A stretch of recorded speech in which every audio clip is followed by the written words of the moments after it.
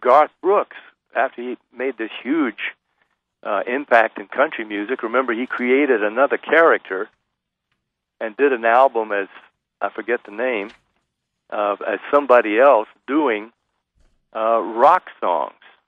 Because he loved the rock sensibility, even the heavy metal sensibility, and yet he was still a major country artist. So it didn't occur to us till the album came out that we'd get a lot of airplay, like on songs like "Smoke on the Water" and maybe "No More Mr. Nice Guy," or some of the other songs, maybe "Panama," and even "Stairway to Heaven." Although we did that almost as a symphonic piece, but with big band orchestra. Yeah. And so I was tickled because when the album came out, I was getting as many requests from country DJs as from pop or rock DJs. And I guess before we move on and talk about some of your other more recent projects, I just wanted to remind and let all the listeners know that the albums that we've been talking about and the ones I've been playing and a whole bunch of more are available at your online store, patsgold.com.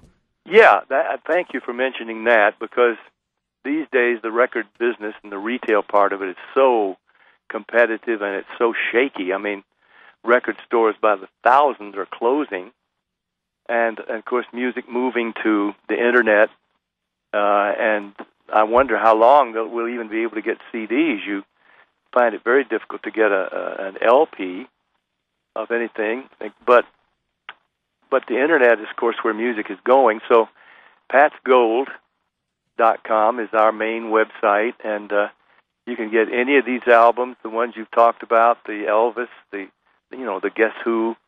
Of course, I did a big country album called Ready to Rock, a gospel album called Glory Train. Your tribute to Red Foley.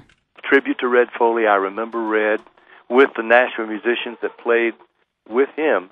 Yeah, we've been hearing a lot of that tonight, that album. It's a great one. There were a lot of tearful moments in the studio when we got together and did those Foley classics, because some of them are pretty emotional songs anyway, gospel songs like Steal Away and Closer Walk with Thee and Peace in the Valley.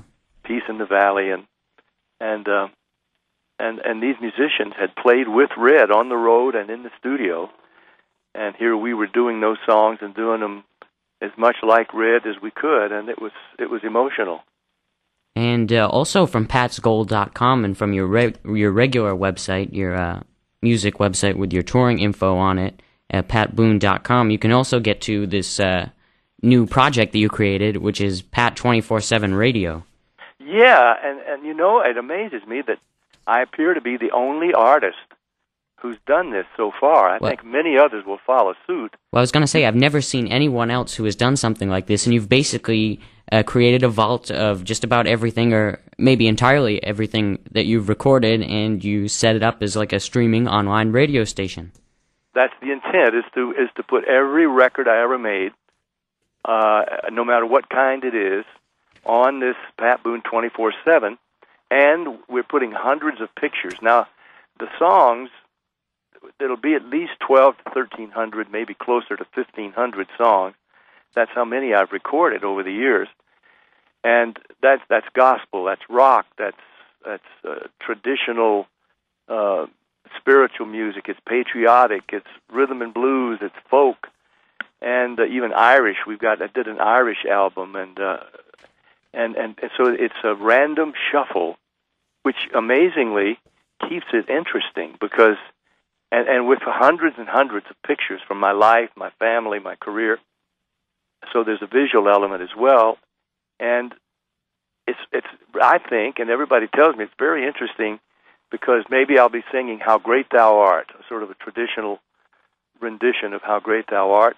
As it fades or finishes, we're into "Smoke on the Water," or into "I Stopped Loving You Today," or some country classic, even "Your Cheating Heart," into a rhythm and blues classic, into a movie theme like, April Love or Friendly Persuasion, or a great American standard, and then it just keeps shuffling. You never know what's coming next, but it's always me and always some tremendous arrangements and a lot of hits. And I'm just surprised that other artists haven't done that. Yeah, it's really a great thing. And Pat, I know we're getting towards the top of the hour, and I want to make sure we have enough time to talk about your latest book that you just published this year, Questions About God.